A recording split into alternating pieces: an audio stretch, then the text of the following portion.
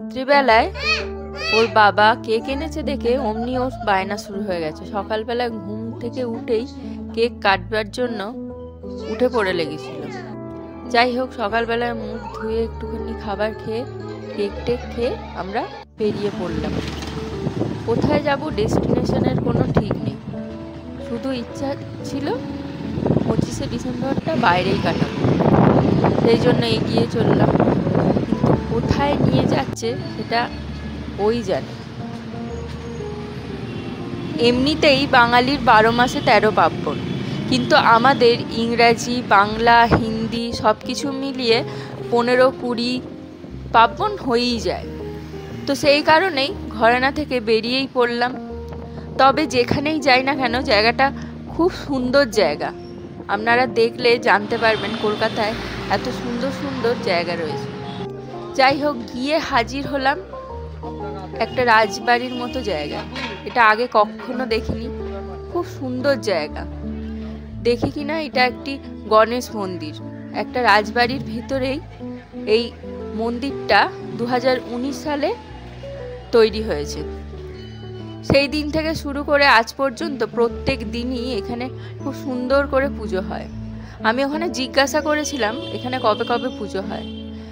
এখানে তারা বলল ওই বুধবারে, প্রত্যেক বুধবারে এখানে পুজোটা খুব ভালোভাবে হয়, কারণ বুধবারই হচ্ছে গণেশের পুজোর দিন। ঢুকতেই বাঁ দিকে এরকম জুতোর সেলফ পড়বে, যেখানে জুতো খুলে রাখা হয়।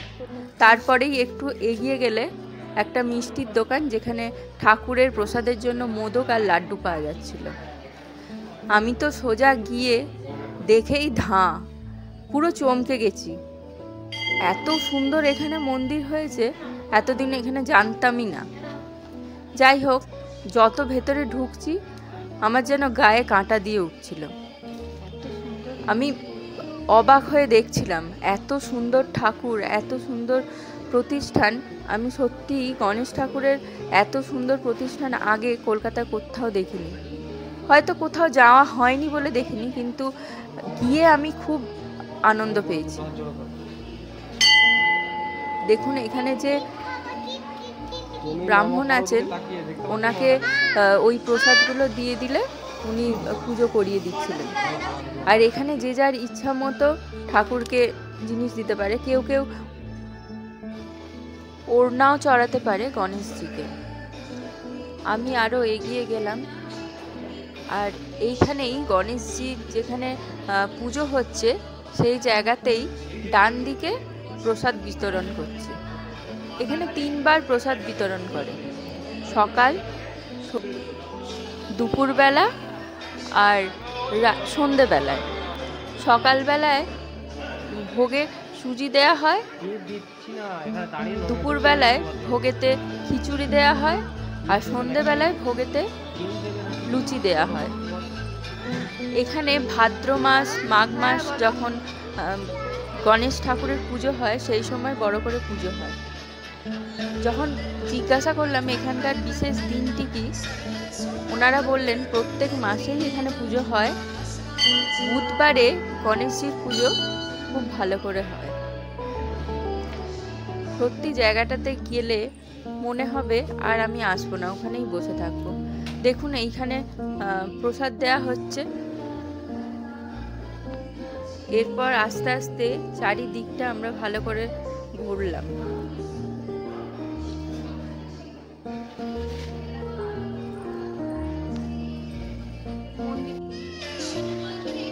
কেউ কেউ এখানে গিয়ে নিজের পছন্দের মতো ফল, মিষ্টি সব কিছু এখানে দান করতে পারে। দেখুন কি সুন্দর বড় রাজবাড়ি, এত সুন্দর লাগছিল, মনে হচ্ছিল এখান থেকে সত্যি একদমই আসবো না। এইখানে নিজস্ব কোনো প্রতিকৃতি তোলা বারণ ছিল, মানে কোনো সেলফি এখানে তোলা আগে থেকেই বারণ ছিল। আপনি ভিডিও করতে পারেন, ঠাকুরের ফটো তুলতে পারেন, কিন্তু কোনো রকম ঠাকুরের সাথে ফটো বা সেলফি তোলা একদম নিষেধ করা ছিল।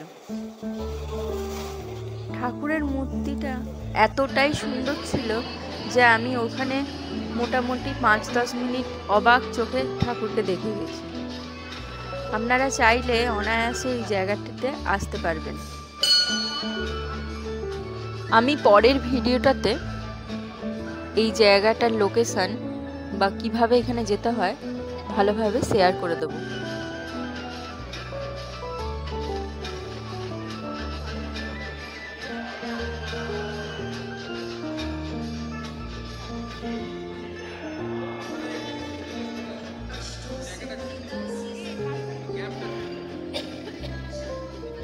কলকাতার মতো জায়গায় যদি কোনো গণেশের মন্দিরে আপনারা যেতে চান তাহলে অবশ্যই এখানে একবার আপনাদের ঘুরে যাওয়া উচিত। জায়গাটা সত্যি খুব ভালো। দেখুন, এটা আবার আমার উপরই পাওনা। ঠাকুরমশাইয়ের কাছে গিয়ে ঠাকুরের একটু ফুল চাইতে এই দুব্ব আর ফুল পেলাম, আর প্রসাদে সুজি দিয়েছিলেন। আমাদের মেন ডেস্টিনেশন ছিল অন্য একটা জায়গায়, কিন্তু এখানে এসে যখন দেখলাম এত সুন্দর একটা মন্দির, তখন সঙ্গে সঙ্গেই এখানে গাড়ি পার্ক করে আগে ঢুকলাম।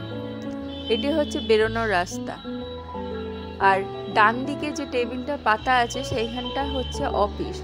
এখানে সব কিছু জানা যাবে,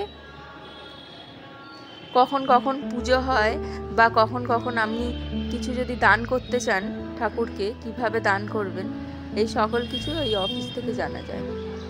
এইটা হচ্ছে বাইরে বেরোনোর রাস্তা। ঠাকুরের মন্দিরের ভেতরে প্রসাদ খাওয়ার কোনো অ্যালাউ নেই, সেই জন্যই আমরা বাইরে এসে প্রসাদ খেলাম। যাই হোক, এখান থেকে আমরা বেরিয়ে পড়লাম নেক্সট ডেস্টিনেশনের দিকে, যেখানে আমাদের যাওয়ার আসল উদ্দেশ্য ছিল। সেইখানের পথে আমরা বেরিয়ে পড়লাম। তার আগে আরো ভালো করে দু চোখ ভরে ঠাকুরকে দর্শন করে নিলাম।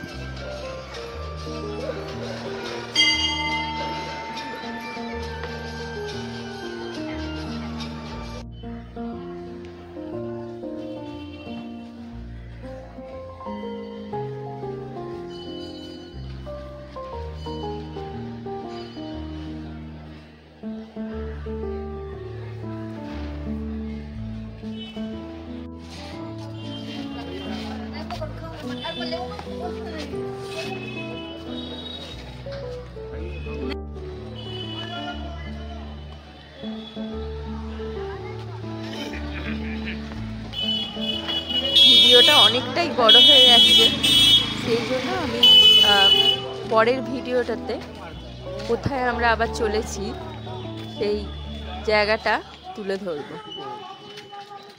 যদি আমার ভিডিও ভালো লেগে থাকে তাহলে অবশ্যই লাইক, শেয়ার, সাবস্ক্রাইব করে দেবেন। ভালো থাকবেন, আবার পরের ভিডিওতে দেখা হবে। Thank you.